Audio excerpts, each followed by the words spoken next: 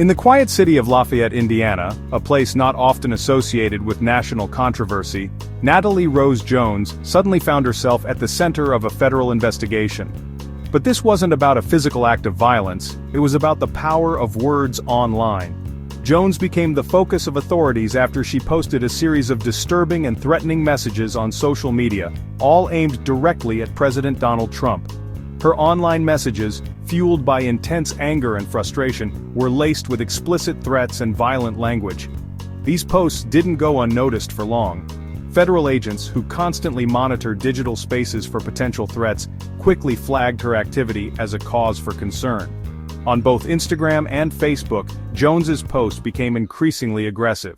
She called Trump a terrorist, held him personally responsible for the deaths caused by the pandemic, and escalated her rhetoric to include graphic threats. One particularly shocking post described in detail a plan to disembowel the president, language that alarmed even seasoned investigators. What made the situation even more alarming was the specificity of her threats.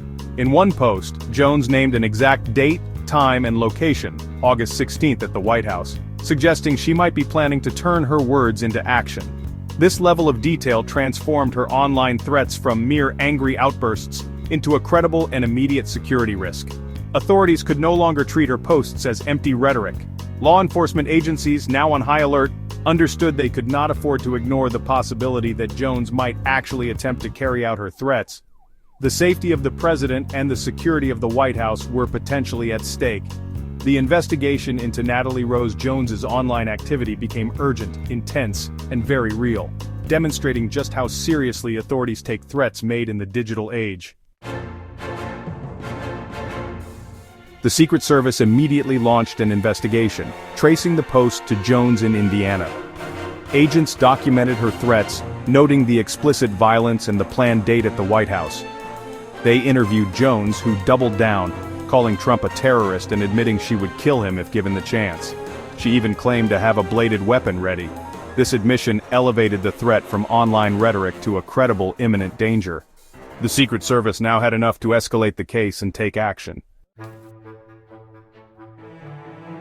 When questioned, Jones revealed her motive. She blamed Trump's administration for COVID-19 deaths.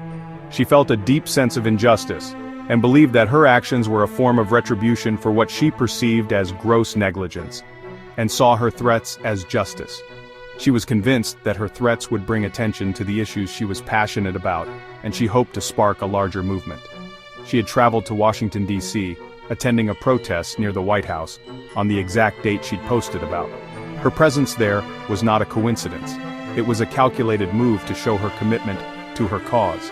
Her presence in D.C. confirmed she was willing to act, not just talk.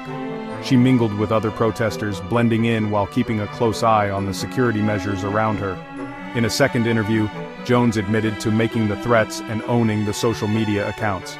She detailed how she had planned her posts to gain maximum attention and how she had hoped to rally others to her cause. She later tried to downplay her intentions, claiming she no longer wanted to harm the president. She expressed regret, saying that her emotions had clouded her judgment at the time, but her confessions and actions had already provided investigators with overwhelming evidence. The detailed records of her social media activity and her presence at the protest painted a clear picture of her intent. Federal charges were now inevitable, the case against her was strong, and the authorities were prepared to move forward with prosecution. Jones's trip to D.C. was a turning point. Her online threats became a physical reality. Law enforcement closely monitored her as she joined a protest near the White House. Though she didn't act violently, her presence validated the seriousness of her threats. After the protest, she again confessed to making the posts. Even as she claimed to have changed her mind, the legal process was already in motion. The Secret Service and prosecutors had what they needed to move forward. The case now rested with the U.S. Attorney's Office. Threats against the president are never taken lightly. The gravity of such threats cannot be overstated, as they strike at the very heart of national security. U.S. Attorney Jeanine Pirro stated, "Threatening the life of the president is one of the most serious crimes and will be prosecuted swiftly." This underscores the zero-tolerance policy that the federal government maintains when it comes to the safety of its highest office. The Secret Service echoed this, stressing that every threat is investigated with utmost seriousness. Their mandate is to protect the president at all costs, and they employ a range of sophisticated techniques to assess and neutralize any potential danger. Such threats are seen as attacks on national stability and democracy itself. The implications of a threat against the president extend far beyond the individual, affecting the entire nation. Laws are designed to prevent violence before it happens, so even a social media post can trigger a federal response. In today's digital age, the reach and impact of online statements are vast, making it crucial to monitor and address any potential threats swiftly. The case of Natalie Rose Jones is a stark reminder. Free speech has limits, and true threats cross the line into criminal territory. Her prosecution serves as a cautionary tale for anyone who might consider making such threats. Law enforcement's decisive action sends a clear message: words have consequences, especially when aimed at the nation's leader. The swift and firm response is intended to deter others from making similar threats. The boundaries are clear, and the penalties are severe. The legal system is unwavering in its commitment to protect the president, and by extension, the stability of the nation.